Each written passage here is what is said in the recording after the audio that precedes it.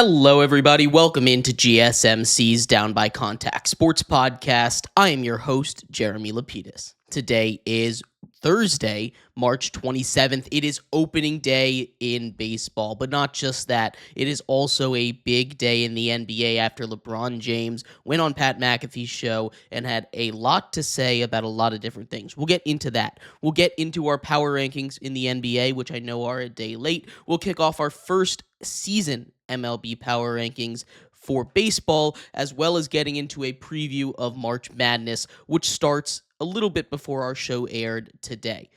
But before we get into any of that, remember, if you would like to be an even bigger part of the show than you already are, all you need to do is go to gsmcpodcast.net. Or if you're on YouTube, you can use that super chat feature. If you do either of those two things, a message should pop up on the bottom of the screen for you, me, and everybody else around the world to see. If you do have a burning question about sports, anything at all that you would like to ask, go ahead and throw that in the comments. Throw it in the chat. I will get to it as soon as I possibly can. I appreciate everybody so much for sticking around, talking some sports with me here on a beautiful Thursday, March 27th. But like I was saying, we are going to get into our first segment here. That has to do with LeBron James. LeBron James went on to Pat McAfee's show yesterday for an hour-long interview, the kind of thing that he doesn't do that often. And this was pretty clearly, at least in my mind, a direct shot at Stephen A. Smith. Now, for those who are not paying attention, this is a little bit more off the court than I generally like to cover, but this still is a major story. You got LeBron James, and you've got one of the faces of sports media going at it in Stephen A. Smith. LeBron got in Stephen A. Smith's face a couple weeks ago, probably actually about a week ago at this point, and basically said, hey, stop talking about my son like that. Then Stephen A. Smith went on his show, addressed it, said some things along the lines of, I didn't want to address it, but the video came out and I had to address it. They've been talking a lot recently, but a lot of this does center around LeBron's son, Bronny James. Bronny James was, of course, the 55th overall pick in this year's NBA draft. He's developed really nicely as the season goes on. His first couple games, appearances in the NBA, they weren't great. There's no sugarcoating that. It wasn't a great debut for Bronny James, but it's hard to have that kind of debut. Of course, Bronny James went through his heart condition right before his freshman year of college. He had to step away from the sport of basketball, and that kind of made it a little hard to get back on the court. That and the fact that he is under such scrutiny because he's the son of the greatest basketball player to ever play basketball in LeBron James, right? I'm not here to get into that argument of him versus MJ, but he's at least, minimum, the second best basketball player to ever play the game, and he's still playing. So you have a massive, massive spotlight, and shout out to Bronny James. He has done an incredible job dealing with the pressure, and of course he grew up around it, so I'm sure he's a little bit more used to it. But the fact of the matter is that the hate that's been thrown in his direction is something that has always irked me the wrong way. Not sure if I've addressed it on the show, but I know I've talked to people in private about this. The way that they cover Bronny James really makes me angry. Bronny James should not be getting the coverage he gets. Every time he touches the ball, I see 10 TikTok videos about Bronny James being the MVP. He was in Washington, and he played a pretty solid game. He was getting MVP chants, but they weren't like, oh my God, this kid is great MVP chants.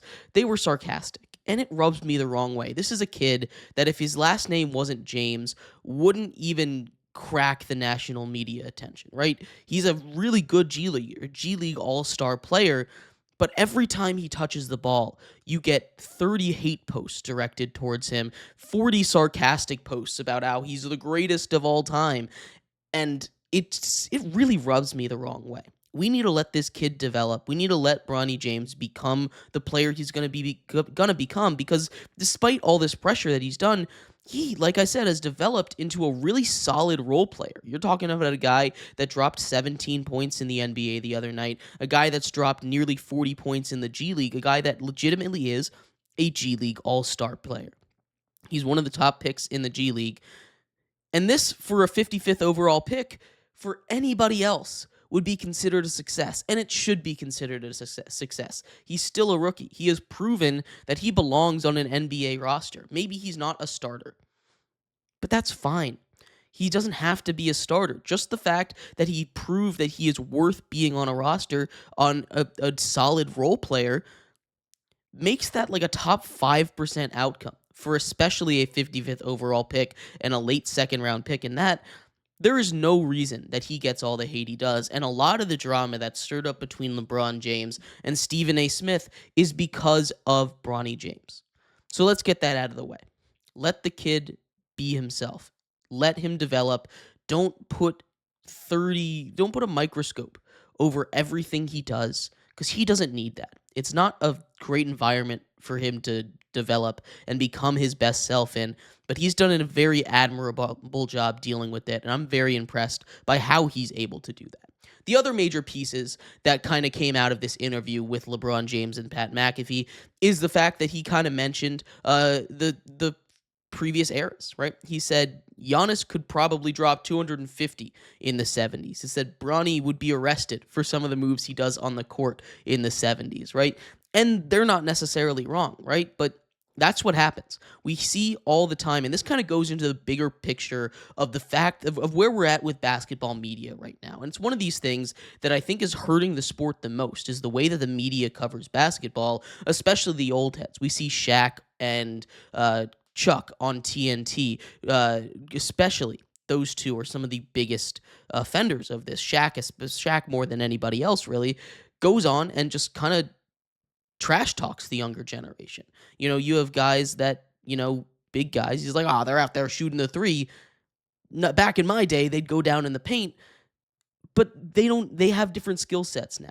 And what they're not able to address is the good that's coming in this era. And I think that's why there's so much negativity around basketball media, around LeBron James, around Bronny James, around this whole conflict between Stephen A. Smith and LeBron James as a whole. Is the whole state of the NBA media especially. You don't see this kind of thing in the NFL. Now, of course, they're going to butt heads. There's going to be some negativity because the media has to call people out, but it's not the same thing where you have former players being like, "Oh, these guys suck. They could never survive when I was playing basketball." All the NFL guys are saying, "I could never survive right now. What they're doing now is crazy." Now, of course, you have the odd guy that's like, yeah, the penalties are a little softer now, but the pure athleticism that continues to go, and this is for every sport, for everything, not just sports, but in life, people are gonna get better at a thing the longer that it exists, right? It's just like you. If you've discovered football, you weren't the best in your life at football when you first started. And as you develop, people are going to learn from you. As you learn, you're going to teach other people so they don't have the hardships that you did. And it's going to be a cycle of people getting better and better and better and better. So we're going to continually see the growth of all of these leagues. But the fact that the NBA has this super negative connotation surrounding the guys that are playing now versus the guys that are playing in the past really hurts the sport, and it hurts the way that they interact with each other. Now, I thought it was kind of harmless. He obviously doesn't think that Giannis would drop 250 points in a basketball game. That's ridiculous. Nobody is ever going to drop 250 points in a basketball game. Giannis could go out there and dominate. He could go out there and be the best player of all time if he was transported back to the 70s. There is no doubt in my mind about that. But he would not drop 250 points. It's just not a thing he would do. At the end of the day, this whole thing kind of got blown out of proportion. It's going to happen when you have one of the biggest sports figures in LeBron James and one of the biggest sports media figures in Stephen A. Smith going at each other. But this is something that I think kind of puts a mirror on where we stand with the entirety of basketball media more than anything. And I think that's something that is not easy to fix, but something that as we see this, and I think this is going to be really important as we head to the future of especially basketball media, but sports media as a whole, this is going to hold a mirror up to it and say, why is this the thing that is the front story? Why is this our leading story? Why can't we just talk about, the amazing things that people are doing as opposed to only focusing on the negatives? We'll see how this affects things, but I do think that this might cause a major shift in the way that we cover sports, especially now that there continues to be more factions between the old traditional media with ESPN and your cable stuff and your new media. Pat McAfee is the head of that, really, with him running the internet show and having it licensed out to ESPN, not having an ESPN show. It's a little different, and I think this is one of the first big steps in seeing that divide that's continuing to get further and further from the new media and the old media, and I'm really curious to see where this goes. But I'd love to hear your thoughts. What did you think about LeBron James's interview? What did you think about the stuff they said? What do you think about this situation as a whole? I'm really curious about your thoughts. Let me know in the comments. We're going to take a quick break. When we come back, we turn our attention to what else? More basketball. The Sweet 16 has already kicked off. The first couple games have started. We're going to go over each and every single one from today, preview them, talk about who I think is going to win, and how I think those games will go. We'll be right back here on GSMC's Down by Contact Sports Podcast. I feel like I'm losing my mind. Is everybody in the world blind? Please, Lord, give me a sign, a sign. I feel like I'm losing my mind. Is everybody in the world blind? Please, Lord, give me a sign, a sign. I wanna be the greatest. Everybody on the fake shit. I look around and feel like everybody is the fakest. I make this every day and I'm impatient, hoping one day I blow up from the basement. Statement, the top is so vacant. I don't hear shit that I think is amazing. Waiting for my day when I'm playing sold out shows for 1,000 faces. Hey, give me that crown, get in my way and to be put down. It ain't your place, all this my town. If I want that shit, then I'll get it right now. I'm losing it, the noose it fits, some losing shit, a stupid myth. You choose to live or choose to dip, you choose to fight or lose your grip and lose a gift. I feel like I'm losing my mind.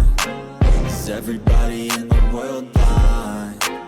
Please, Lord, give me a sign, a sign. I feel like I'm losing my mind. Is everybody in the world blind?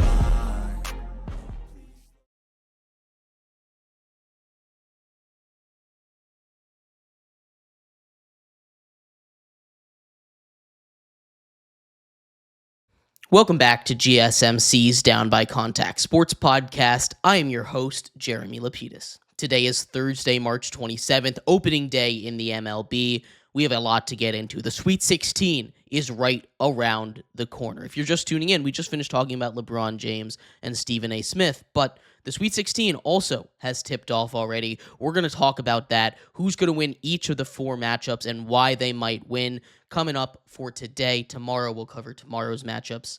But before we get into that, remember, if you would like to be an even bigger part of the show than you already are, all you need to do is go to gsmcpodcast.net. Or if you're on YouTube, you can use that super chat feature. If you do either of those two things, a message should pop up on the bottom of the screen for you, me, and everybody else around the world to see. If you do have a burning question about sports, anything at all that you would like to ask, go and throw that in the comments. Throw it in the chat. I will get to it as soon as I possibly can. I appreciate everybody so much for sticking around, talking some sports with me here on a beautiful Thursday, March 27th. But like I was saying, we are going to get into our second topic here, that having to do with the Sweet 16. 4 games today, 4 games tomorrow to set up an Elite 8 that I think is going to be for the ages, but we have to get past the Sweet 16 first. This is an amazing slate of games. We're going to start off with the Thursday games here. The first one that's already underway, number 6 BYU versus the 2nd seed Alabama Crimson Tide. This game is going to have about 400 million points scored between the two of them. Both of these teams are amazing three-point shooters, over 35% from three for both of them. BYU and Alabama both playing great basketball right now. If you go over their 2 tournament games so far, BYU has scored 171 points. Alabama has scored 170 points, 80 and 91 each. 80 and 91 for BYU, 80 and 90 for Alabama, respectively. These two teams are some of the most high-octane, high possession offenses in all of basketball. And it's going to be a lot like that in this one. A lot of it's going to come down to whoever can make their shots, whoever shots are falling. At this point, I'm leaning towards the number 2 seed Alabama, but this game, I really truly think could go in either direction. BYU is playing some great basketball right now. They were able to survive a scare despite some questionable foul calls against them. When they were playing Wisconsin, they built up a big enough lead to advance here to the Sweet 16. Alabama pretty much cruised their way here. They dominated both of those 2 games. So the defense for BYU I'm a little bit concerned about, but the speed, high-octane, high-possession game is going to be so much fun to watch. I hope everybody tunes into this one because this one is going to be must-see television.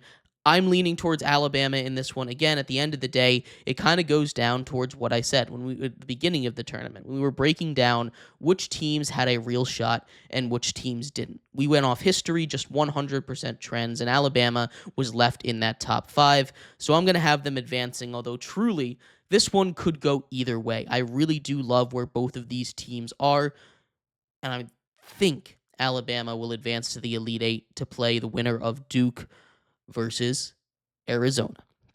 But before we get to Duke versus Arizona, let's talk about the next game on the schedule, Maryland versus Florida. Maryland, a 4 seed, and Florida, the 1 seed coming out of that bottom right region, both survived a scare in the round of 32. Of course, Maryland with that magical shot by Derek Queen on the buzzer to give them a win after they fell behind pretty far above the 12 seed Colorado State. Florida survived a really good UConn team. Dan Hurley's UConn squad that had won 2 straight national championships, a UConn squad that had won 13 straight NCAA tournament games, a UConn squad that was seemingly unstoppable. Instead, Florida escapes with a victory. Some bad shooting, especially at free throws down the stretch, made it a little closer than they wanted to. But now they advance to play Maryland. Both of these teams looking for a big bounce-back game against each other. These two teams match up really well. You got the Crab 5 for Maryland, one of the best starting 5s in all of college basketball, versus Florida, who has really a complete team. They obviously have that starting 5 that you don't really want to mess with, but the rest of the team, when you get to the bench, aren't any slouches either. It's going to be really tough. If Maryland can stay out of foul trouble, especially with that starting 5, they've got a real shot in this game.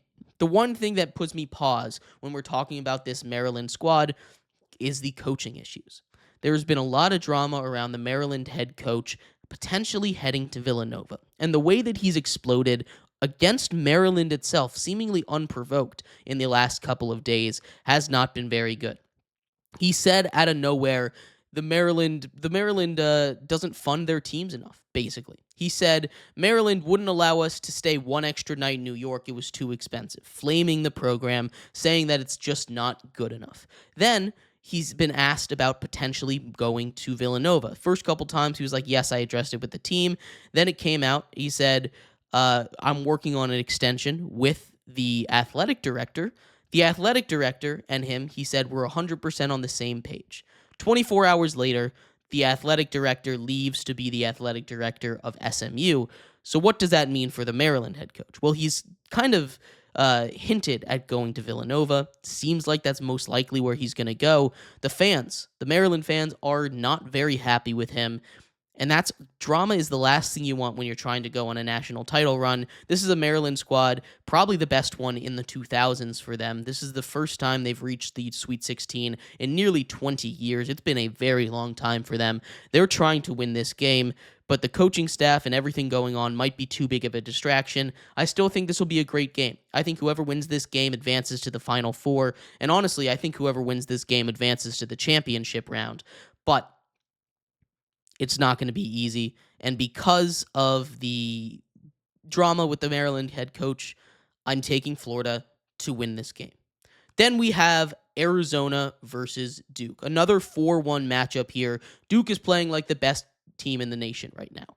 Now, to be fair, they haven't necessarily played the toughest competitions. When we're talking about the route each 1 seed has taken to get here, all of them still alive, each of them, of course, played that 16 seed in the first round, got past them pretty fine. Auburn had a little bit of trouble, but survived that one just fine. Then you had the next round where you saw Auburn play a Creighton team that was playing really good basketball, made it past UConn all the way to the Big East championship game. A UConn team that put Florida through everything it possibly could handle, and a Gonzaga team that gave Houston a run for its money. A Gonzaga team with a very good head coach, with a tradition of making it to the Sweet 16 at a minimum. It was not easy for any of them. Duke, on the other hand, and I'm not saying it was easy, they played a different level of competition. They played Baylor. And I think Baylor was a very good basketball team. But Baylor was not a team that I was looking at and being like, ooh, maybe they could win. Every other one seed, I thought Creighton had a chance to win against Auburn. I thought UConn had a chance to beat Florida. I thought Gonzaga had a chance to beat Houston. I never in my mind had a thought that Duke would lose to Baylor. Now, maybe that's saying something about Duke. Maybe it is. Maybe that's saying something about Baylor. But either way, I feel like Duke, despite playing like the best team in the nation right now, hasn't really played the same level of competition as every other one seed yet. Arizona is going to be their first real fight. And Arizona's defense still isn't that great. Duke has getting contributions from everywhere, right? John Shire has done an amazing job coaching this team. You have, outside of Cooper Flagg, a bunch of guys still filling up the stat sheet for Duke. So this isn't a one-man army. This is an army that Duke has. But Arizona has Caleb Love. And Caleb Love is someone that can solo an army if he needs to. Caleb Love is someone that on a night like he had against Oregon can carry your team to a new dimension. If he had a bad night, they are not here right now. Arizona is only here because Caleb Love can just turn into the best shooter on the planet in any given moment. Any given night, he can turn into the best shooter on the planet, and that is what they need if they're going to take down the Duke Blue Devils here tonight. I don't think they're going to be able to get it done. I think Caleb Love still might have a good game, but I think Duke is going to be a little bit too much, and unless Caleb Love really goes off, which he is capable of doing it, I just don't really see a way that Duke loses this one. I have them advancing to the Elite Eight to take on Alabama. Then the final one of the night, we see the Cinderella this year, I guess, in Arkansas, the 10 seed, take on 3 seed Texas Tech. Both of these teams have done a really good job getting through the tournament so far. Arkansas, of course, big, strong, physical, took down the 2 seed St. John's in a Coach Cal versus Coach Pitino matchup last time out. They get healthy. They get one of their big guys back, but that size and physicality will be an issue for Texas Tech. Texas Tech is a team that has survived and thrived really this season based on its three-point shooting. Now, that's not to say that they're not solid on any other areas, but they're one of the top three-point shooting teams in the nation, and they were able to survive. They were able to survive against a Drake team. Because Drake plays at such a slow tempo, they were able to survive against a Drake team despite only making 2 threes last time out. There's no way they're going to be able to do that again. But again, Arkansas does have Coach Cal. That is going to make things a lot different. This is going to be a game of will. This is going to be a game of, is my basketball team's structure, is the play style of my basketball team better than yours? The question is 3-point versus 2-point, defense versus offense. I think the shooting is just going to be a little bit too much for Texas Tech, for Arkansas to handle, and Texas Tech is going to move on. But that in no means at all is saying that Arkansas is going to get blown out here. I think all 4 games here tonight are going to be very, very close. I'm taking all the favorites in this one, though. It's been that kind of tournament, although I very well could see Maryland, BYU, and Arkansas all making it to the Elite Eight here. I don't really see a way that Arizona wins, unfortunately. Maybe I'm way off on that, but I could see all the other games going the other way. I'd love to hear your thoughts, though. What do you think is going to happen? Who do you think is going to win this round, this first half of the Sweet 16, advancing to the Elite Eight? I'd love to hear your thoughts. We're going to take a quick break. When we come back, we turn our attention over to the NBA Power Rankings. It's a day late.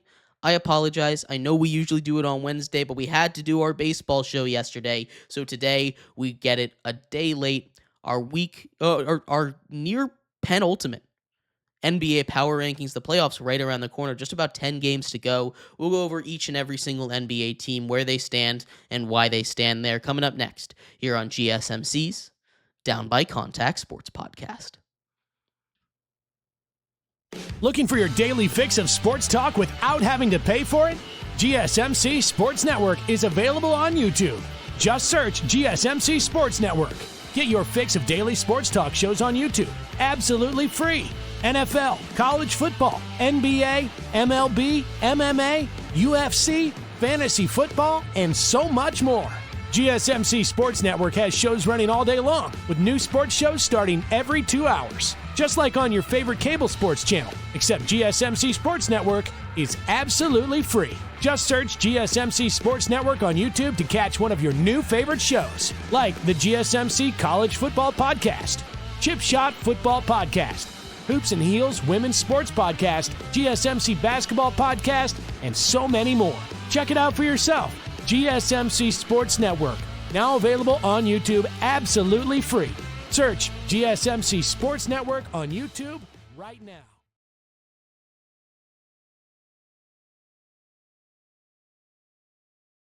Looking for your daily fix of sports talk without having to pay for it? GSMC Sports Network is available on YouTube.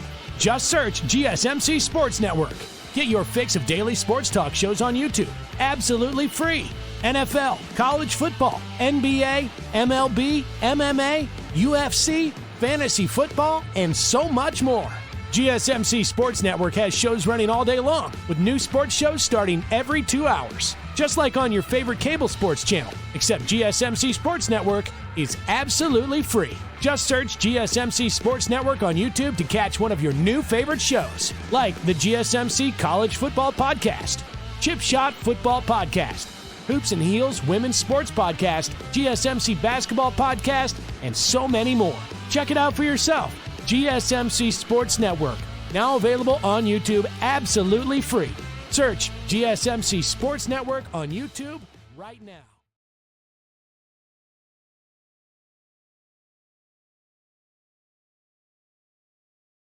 Welcome back to GSMC's Down by Contact Sports Podcast. I am your host, Jeremy Lapidus. Today is Thursday, March 27th. If you are just tuning in, we just finished going over the Sweet 16 matchups for today as the Sweet 16 kicks off, as well as the MLB season. But we're staying away from both of those in this segment. We turn our attention to the NBA. We talked a little bit about it in the first segment, but our NBA power rankings, fresh off the presses here, coming to you in just a second. But before we do, remember, if you would like to be an even bigger part of the show than you already are, all you need to do is go to gsmcpodcast.net. Or if you're on YouTube, you can use that super chat feature. If you do either of those two things, a message should pop up on the bottom of the screen for you, me, and everybody else around the world to see. If you do have a burning question about sports, anything at all that you would like to ask, go and throw it in the comments. Throw it in the chat. I will get to it as soon as I possibly can. I appreciate everybody so much for sticking around, talking some sports with me here on a beautiful Thursday, March 27th. But like I was saying, we are going to get into our NBA power rankings for this week, starting off, as we always do, with number 30. The Utah Jazz here are the 30th best team in basketball. They are at the bottom for a reason. They've only won 2 out of their last 15 games. That ties them for the worst record in that stretch. They did beat the Washington Wizards, so congratulations to them. But they are the worst team in basketball right now, and it isn't necessarily close. This is a team that doesn't even have a lot of positive spins you can put on it, and because of that, the Utah Jazz are number 30. At number 29, we have those Washington Wizards. They haven't been good either. They have been bad, as you expected. They are tied for the worst record in the NBA with the Utah Jazz. Both have 16 wins. The Wizards have one less loss, though. We'll see what happens as they play the Pacers, or are playing the Pacers tonight, I should say.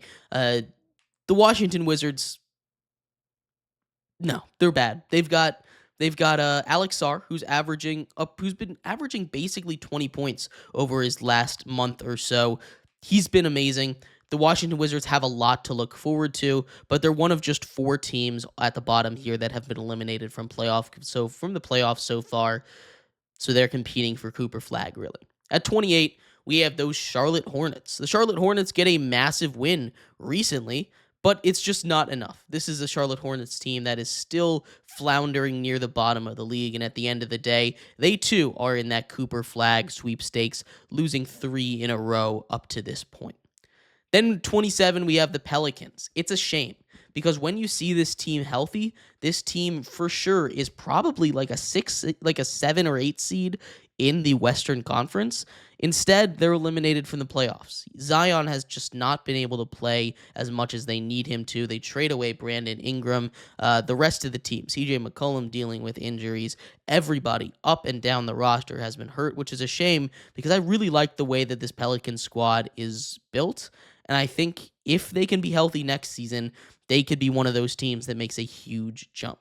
The Brooklyn Nets, here at 26, they finally figured out how to lose. It's been a long time, but they are back to their losing ways. They were a team that started off really hot. They've had a couple random explosions from pretty solid guys, but now sitting at 23-50, tied with the 76ers, losers of 5 in a row, 2-8 over their last 10.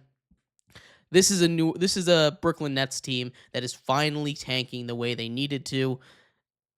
I guess at the end of the day, everything works out how they planned it, right?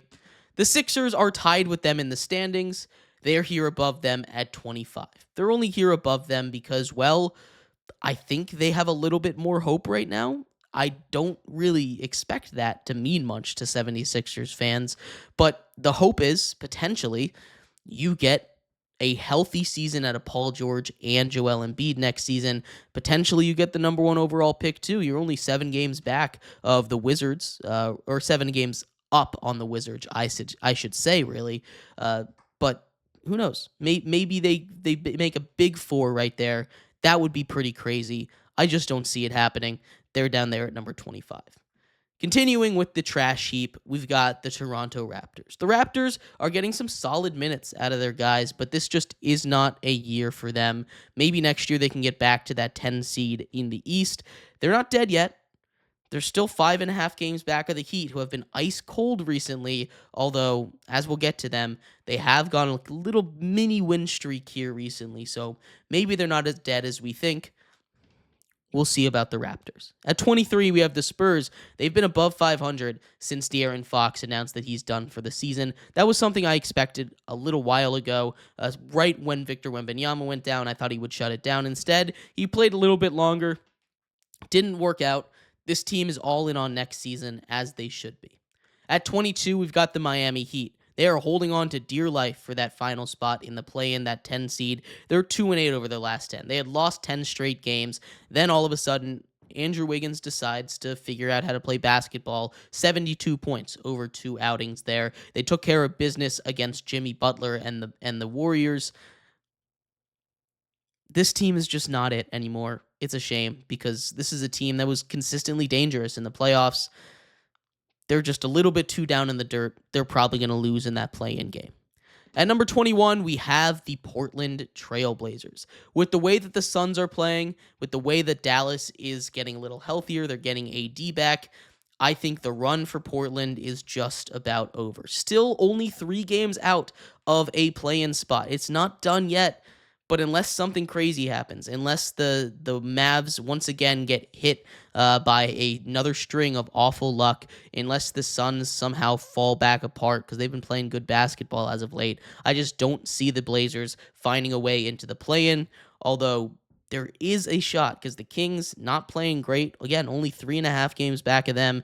They're not dead yet. I like this Blazers team a lot, but I think they're just about done. At number 20, we've got the Atlanta Hawks. The Atlanta Hawks, their additions from the trade deadline have worked out admirably for them. Georges Niang been playing really good for them. This is a Hawks team that pretty comfortably in the East play-in. They're not necessarily going to be that team that is super dangerous, but maybe if Milwaukee continues to fall, they can slide up to that 6th spot, maybe. We'll see. We'll see about that. A couple teams might want that ahead of them, including the Chicago Bulls, who are just red hot right now, 8-2 over their last 10 appearances. The Chicago Bulls have figured something out, which might lead them back to what we expected, a 500 season and a loss in the play-in. The Chicago Bulls are kind of stuck in this mediocrity. I'm really curious how they handle this offseason, especially with guys like Josh Giddey up for contract again. At number 18, we have the Sacramento Kings. The Kings fall out of that top 15 that honestly had been pretty set for the last month or so of us doing power rankings. The Kings have lost 4 straight games. They got a big win over the Cleveland Cavaliers, but now they're in danger of falling out of that play-in spot. Half a game up on the Suns and the Mavs, who currently hold that 10-11 spot. Only 3.5 games up on the Portland Trail Blazers. They need to figure something out, otherwise they are not going to make the play-ins this year, which would really suck for them because they've been playing solid basketball. At number 17, we have the Orlando Magic. On the flip side of things, this is the team that's getting healthy, right? You've got Franz Wagner back. You've got Paolo Banchero back. This is a team that also took care of business against the Cleveland Cavaliers. They are half a game back of the Atlanta Hawks, 5.5 games back of the Milwaukee Bucks for that final playoff spot. There is a real shot that this Orlando Magic team that has won 3 straight is starting to get healthy again, can make some noise in the playoffs. This is what we've been waiting for. They're playing at a really good level right now. They just need to stay healthy. Maybe then they can find a way in. At number 16, we're back down to that play-in playoff spot with the Dallas Mavericks. The Dallas Mavericks here are getting Anthony Davis back. That is huge for them. If Anthony Davis can come back and be what he is, they should make their way into the play-ins, which is crazy to think after everything that's gone on with them this season that they can still be playing post-regular season basketball. There was a chance they were going to have to forfeit games for a second there. That would be wild. I'm really curious about this race down the stretch with them and our number 15 team, the Phoenix Suns, who currently are tied in the standings. The Suns have that edge with a tiebreaker, so they're currently sitting in that 10 spot, but they're both 35 and 38. They both have been kind of struggling over their last 10 games, although I will say the Phoenix Suns have started to figure something out. Kevin Durant is playing amazing basketball right now. Their defense is starting to pick it up, but this is going to be real tough. They're still dealing with injuries. I'm very curious how this race is going to play out in the bottom of the West. Back to the East for our number 14 team, we've got the Milwaukee Bucks. And the Milwaukee Bucks got some bad injury news. They found out that Damian Lillard out indefinitely. That is going to kill their dreams of another ring for Giannis. This is a whole nother thing that we'll get into later on in our show about how this might affect the future of Giannis with the Bucks. But for now, this is going to hurt their play on the court. They're still missing Bobby Portis. He's still serving his 25-game suspension. He should be back soon. I just don't know if it's enough for the Bucks to really make a lot of noise. And like I've been hinting at, the Hawks and the Magic are both creeping up right now, trying to take that 6th spot away from the Bucks. We'll see what happens, though. At number 13, we've got the Minnesota Timberwolves. The Timberwolves were playing out of their mind last week. They're still playing good basketball, but overall, this is a Timberwolves team that isn't as scary as they seemed to be last week.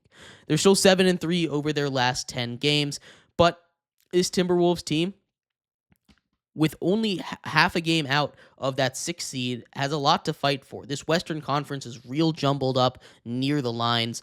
There is not a single seed other than the number 1 seed that really is locked up right now. No one should feel safe, and the Minnesota Timberwolves are coming for you guys. Same thing with our number 12 team in the Golden State Warriors. The Golden State Warriors are just half a game up on the Minnesota Timberwolves there, and the big question is, when is Steph Curry going to come back? Because as we saw, but pre-Jimmy Butler, this team cannot survive with just one star. Steph Curry going down is a tough break for them.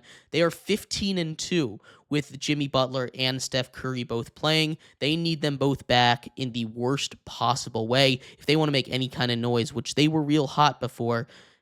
They need Steph and Jimmy playing on their best possible game.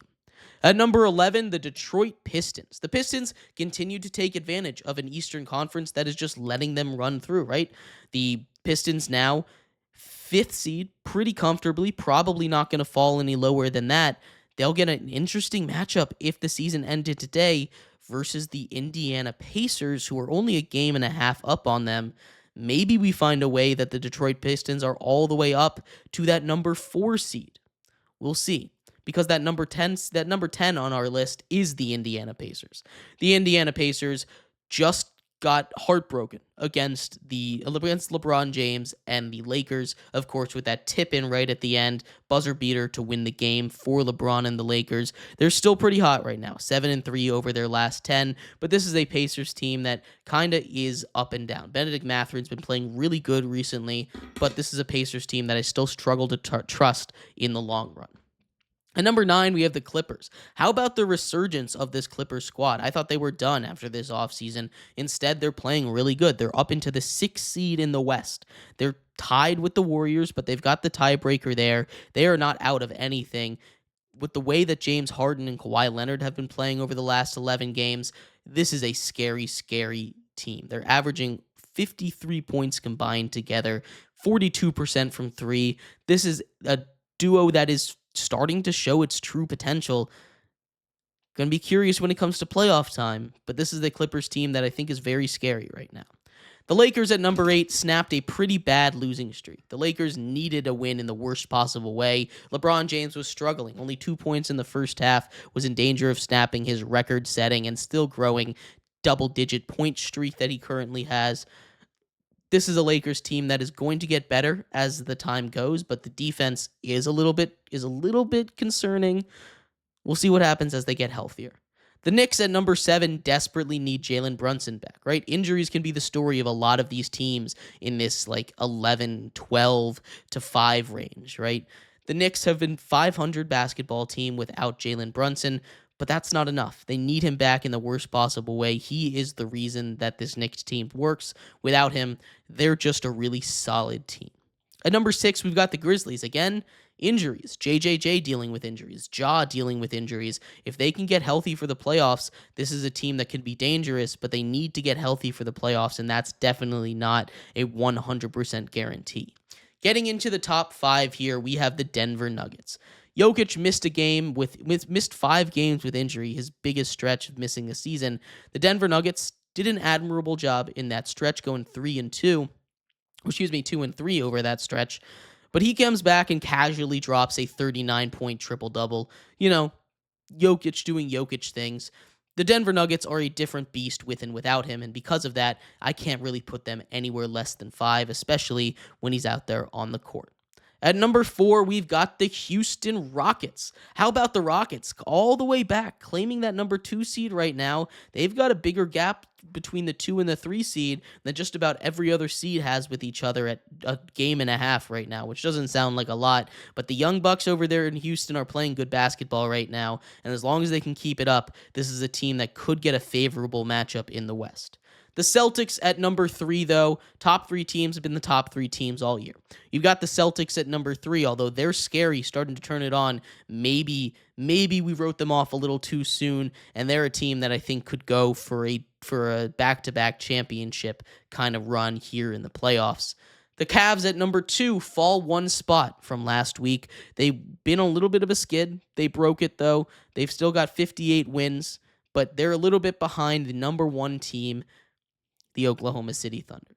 One of the craziest stats that I've seen this week is that Shai Gilgeous-Alexander has 20-plus points in 65 straight games. That makes him the 4th player ever in NBA history to make that accomplishment, joining the likes of Oscar Robertson, Michael Jordan, and Wilt. That is crazy. That is a crazy list to have. Shai Gilgeous-Alexander most likely going to win MVP this season, and the Oklahoma City Thunder back at the top of the power rankings at number 1. But I'd love to hear your thoughts. What do you think of the NBA power rankings? What do you think of where these teams stand? I'd love to hear your thoughts. We're going to take a quick break. When we come back, we turn our attention over to the MLB. Opening day is today. It's been going on all day. We've got 14 games throughout the whole day today.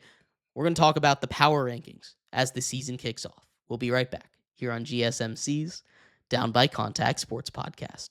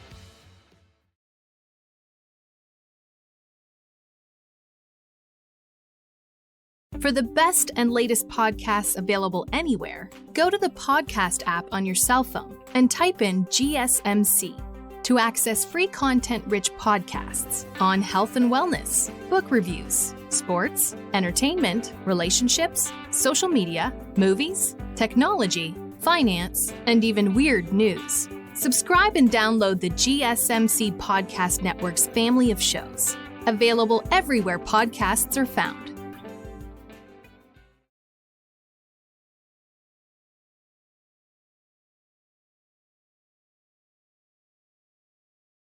Welcome back to GSMC's Down by Contact Sports Podcast. I am your host, Jeremy Lapidus. Today is Thursday, March 27th. If you are just tuning in, we just finished going over our NBA power rankings, but now we go to the other sport. Opening day today, we take a look at the MLB power rankings. But before we do, remember, if you would like to be an even bigger part of the show than you already are, all you need to do is go to gsmcpodcast.net. Or if you're on YouTube, you can use that super chat feature. If you do either of those two things, a message should pop up on the bottom of the screen for you, me, and everybody else around the world to see. If you do have a burning question about sports, anything at all that you would like to ask, go ahead and throw that in the comments. Throw it in the chat. I will get to it as soon as I possibly can. I appreciate everybody so much for sticking around, talking some sports with me here on a beautiful Thursday, March 27th. But like I was saying, we are going to get into our MLB power rankings here. Our first of the season as opening day is here. We're going to talk a little bit, starting off at number 30. And of course, it's the Chicago White Sox.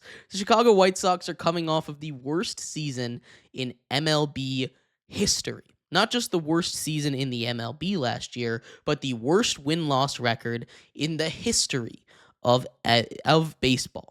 They got worse this offseason, too. Now, they do have a lot of young guys that could potentially show up and change the trajectory of this team, but they're not proven yet. And until they prove anything, these White Sox at the bottom of the league, I don't believe this team is going to be much better. I do think they won't set a record again, but that's still a possibility back there for this White Sox squad that traded away an ace pitcher after being the worst team in the MLB. At number 29, we've got the Miami Marlins. This is a very similar story to the Marlins. The Marlins last season, over 100 losses. They're probably going to be back there again. This is a Marlins team that I truly do think could be worse than the White Sox. There's a real chance out there. But until the White Sox, again, prove anything to me, the Miami Marlins are just going to be one step ahead of them. The Angels here at number 28 is a little low in my brain, but we did our MLB predictions yesterday. We went off just the finishing records that I expect each of them to have is how we did our power rankings, so you can come and fight me here, but this is an Angels team that outside of Mike Trout has absolutely nothing going for it, and I just don't trust Mike Trout to stay healthy. Because of that, this Angels team down here at number 28. At 27, I've got the Colorado Rockies. They play in a ballpark that is built for hitters. Pitchers don't like to go there, which is why they have a pitching staff headlined by German Marquez. It's just not good. It's a big mess. They need pitching in the worst possible way, and they're not doing it because the organization is cheap. Same can be said for our number 26 team, the St. Louis Cardinals. You want to talk about cheap? This is an organization that sat on their hands and did nothing after missing the playoffs last season. They were very close last season, but instead they just said, you know what, we're going to run it back with the same exact squad. Only 2 additions were made to the entire Major League roster all offseason long. They lost a lot of key pieces. They moved off of one of the things that had made them so successful in the past was their defense and pitching. Now the defense just isn't there. They're headlined by Wilson Contreras as well as Nolan Arenado, but those guys are getting up there in age, and I can't expect them to be these guys that carry a team anymore when they've had some bad seasons and injuries in the last couple of years.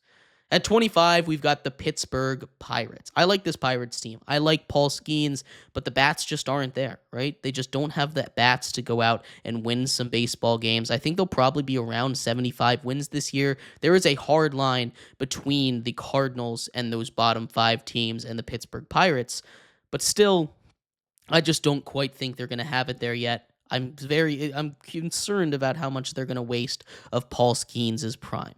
At 24, we've got the Oakland A's or the Sacramento A's. I'm honestly not sure what their city designation is this season, if they're Oakland, Vegas, or Sacramento. So we're just going to stick with Oakland right now. But the Athletics, I really like their offseason. They extended guys that they needed to, paid Brent Rooker a lot of money. They went out and signed the biggest contract in the history of their organization, gave it to Luis Severino, only $67 million. So it's not that much in the grand scheme of baseball. But still, that's a new record for them. The Athletics have been busy. They've been spending money since they moved out of Oakland, which kind of feels like an even bigger slap to the face to Athletics fans. But they're spending money now. I think they've got a chance to be okay. They're here at number 24. At 23, I've got the Washington Nationals. This is a young team. This is a young team that is hungry. This is a young team that has a lot of guys that can come out and immediately produce.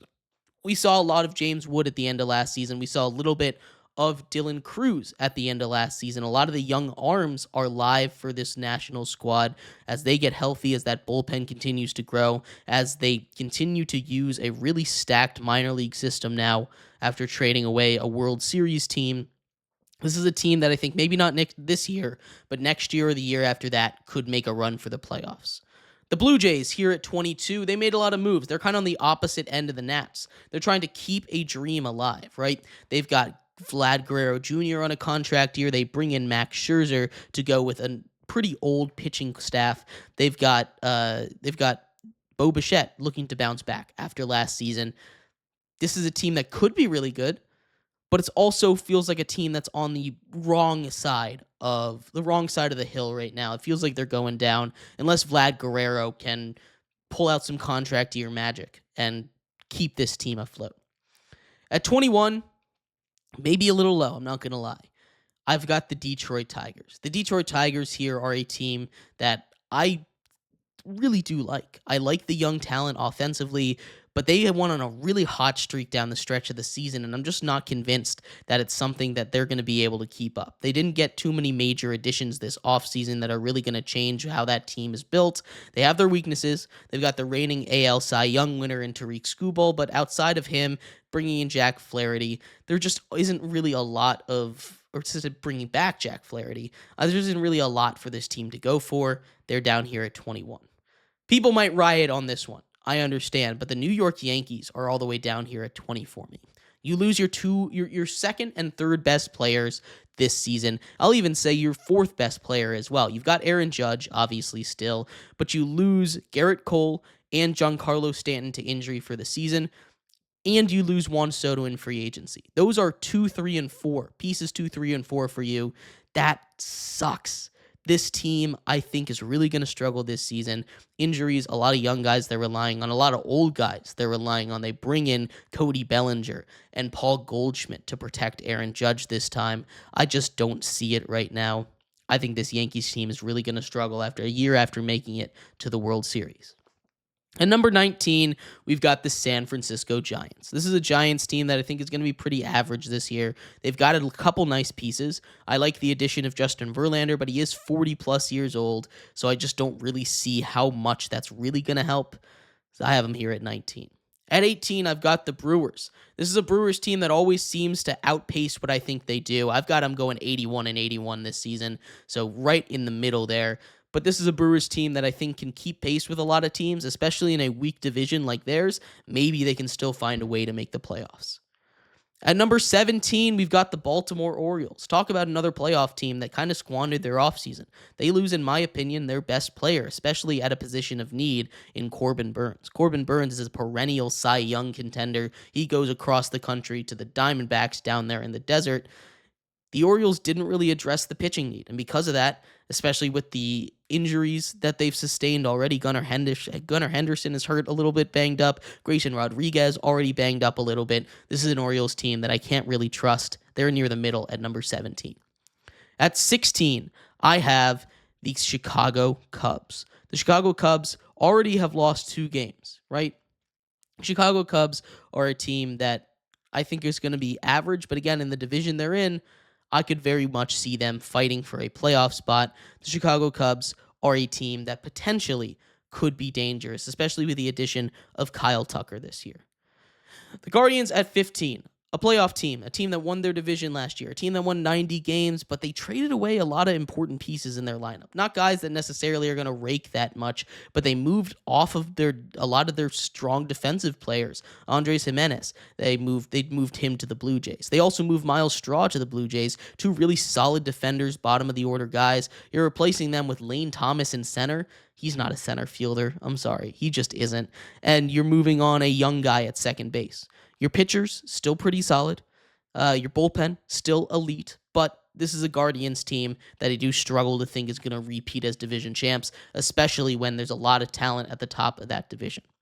The Tampa Bay Rays slot in here at number 14. They're a big if. They're a team that could legitimately win 90 games this season. I love Junior Caminero. I love some of the young talent. You're going to get Ha-Seong Kim back soon, but the injuries to the pitching staff are already starting to pop up. Shane McClanahan, once again, down. Don't know when he'll come back. That sucks because he is an ace when he's out there. The Rays, I like them a lot. They're playing at a minor league park. I just don't think they're going to quite be there this year. They're at number 14. At number 13, I've got the Cincinnati Reds. I think this team will win their division. That's how bad I think this division is. I'm not going to lie. This is a Reds team stacked with young talent. This Cincinnati team has Ellie De La Cruz. They've got Matt McClain. They've got a lot of young pitchers that can really step up. They trade for Brady Singer. They've already got Hunter Green, who's pitching today for them. This is a Cincinnati Reds team that I really think is finally going to take that next step and win their division. Getting into the top 12, we've got the Royals there. I think they're a very similar team to last year. They trade for Jonathan India for some more support on the batting side, which was their issue in the playoffs. They didn't have the bats. The arms are still there. They still have a really solid pitching staff. They bring in a secondary closer to pair with Urseg. This is a really good really good Kansas City team. I think they'll be back in the playoffs this year. And number 11, we've got the New York Mets. The addition of Juan Soto is massive, but the big concern with this team, the lack of a starting pitching staff. Injuries have completely taken out a promising unit. This is a unit that's going to be relying on Clay Holmes, who I like. He can be a starter, but we haven't seen him do it yet, so we'll see what happens. But the Mets, for now, just outside the top 10 at 11. At number 10, I've got the Minnesota Twins. This is a team that has unlimited potential if they're healthy. I know I've been saying that a lot, but that is the key word with the Twins. Byron Buxton is a guy that can be one of the best players in the MLB. Royce Lewis, one of the best players in the MLB, but injuries. Royce Lewis already hurt. We'll see what happens with him. They need him healthy. Otherwise, this Twins team just isn't going to do it. They're here at number 10 now. At number 9, we've got the Seattle Mariners. The Mariners have one of the best pitching staffs in the league, but the bats, they need to come alive. They're counting on the midseason additions last year to come in and count as those free agents additions. They brought in Randy Arozarena to pair with Julio Rodriguez and Victor Robles. They need Julio to come back and play like he did a couple seasons ago and not last year. Kyle Raleigh just got a massive contract. He deserves it. One of the best catchers in baseball. The Seattle Mariners in the top 10 at number 9. At number 8, we've got the Houston Astros. How about the Astros? They move off of some more guys, but they go out and get people that are perfect for their ball club. The Houston Astros are a team that I truly do believe are just going to continue to pump out solid seasons, near 90 wins, somewhere between 88 and 90. I think they're very good this year. The Houston Astros here at number 8. At number 7, I've got the Boston Red Sox, a team that went 500 last season, now back near the top of their division, trading for Garrett Crochet, bringing in Alex Bregman, who's going to smash off of that green monster. I absolutely love it. The Red Sox here at number 7 are a very dangerous team this year. At number 6, we've got the San Diego Padres. The Padres arguably were the best team in the NL last year, especially when it comes to playoffs. They were hot at the right time, and then they ran into the Dodgers. The Padres, very good. They have an incredible pitching staff, headlined by Dylan Cease and Michael King. This is a team that I absolutely love. At number 5, we've got the Phillies, another team headlined by their pitching staff, but don't sleep on that lineup either. A lot like the Padres and the Phillies, very similarly built. I think they're both in that 90 win range, and I think they both find a way to the wild card. At number 4, the Texas Rangers. How about those Texas Rangers, the highest ranked AL team for me on our list here. The Rangers back after, we'll call it a World Series slump of a year. Injuries hurt them. The players just weren't playing to their standard, but I think they'll bounce back this season. I think they win their division, and I think they got a real shot to represent the AL in the World Series this year. But as we get to the top three, it's all NL teams. At number 3, we've got the Arizona Diamondbacks. The addition of Corbin Burnes is amazing. I love the addition of Josh Naylor as well. This team just continues to upgrade, trying to get back a lot like the Rangers to where they were 2 seasons ago. Maybe a little bit better of a regular season, but with Zach Gallen and Corbin Burnes at the top of your rotation, that is a deadly, deadly duo. At number 2, we have the Atlanta Braves. Speaking of deadly duos with the pitching staffs, you're going to have a deadly duo over there. You're getting Spencer Strider back this season, perennial Cy Young winner, or contender, I should say. You have the reigning NL Cy Young winner in Chris Sale, those two strikeout machines at the top. You're getting Ronald Acuna back. This is a team that is stacked. I love this Braves squad. They're the team that I think gives the biggest fight to the Dodgers this season. But of course, the Dodgers are at number 1. They're a team that are going for the all-time win record. 117 wins is the number they need to get. I think they could even get to 120, maybe. That is a ridiculous number. This Dodgers team is unfair with how good they are. They've got a bunch of MVPs at the top, arguably the best pitching staff in baseball.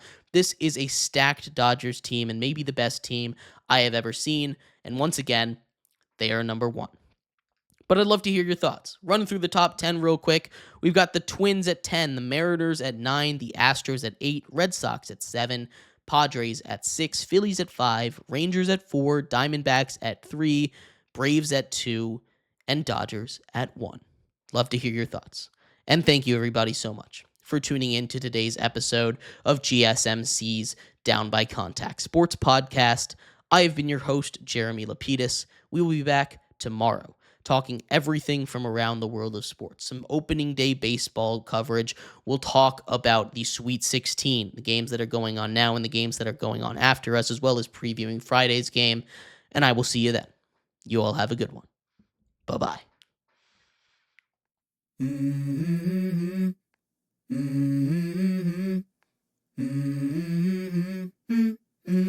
Let's go. I wake up to a little bit of drool on my pillow, feel like it's gonna be a bad day. Yeah, I'm tired of shit, and the coffee ain't hit yet, damn, ain't that great. I don't wanna go to